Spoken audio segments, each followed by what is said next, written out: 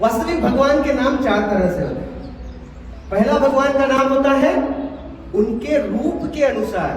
भगवान का जो रूप है, भगवान का जो सौंदर्य है, उसके आधार पर भगवान का जो नाम है वो एकदम सटीक बैठता है। भगवान का नाम है श्याम सुंदर, है ना। काला वर्ण है लेकिन इतना सुंदर है कि संसार में किसी को भी आकर्षित करने की क्षमता रखते हैं। भगवान के रूप से, भगवान के शरीर की कांति से उन्हें नीलमाधव भी कहा जाता है। फिर भगवान के नाम होते हैं उनके गुणों के आधार पर। भगवान का एक नाम है दीनबंधु, है ना। सारी दुनिया के लिए आशा की किरण है क्योंकि भगवान दीनबंधु है और हमसे बड़े दीन कौन हो सकते हैं, है ना। भगवान का एक नाम उनके गुण के आधार पर है और वह है भक्त वत्सल।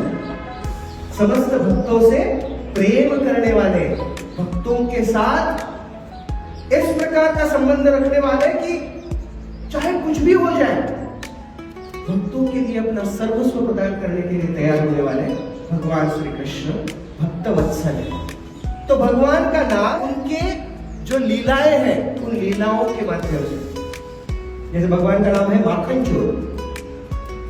वृंदावन में हर घर पे जाकर माखन चुराते हैं। एक बार यशोदा मैया कृष्ण को कहते हैं कि तुम माखन क्यों चुराते हो, घर पे मिलता नहीं है क्या।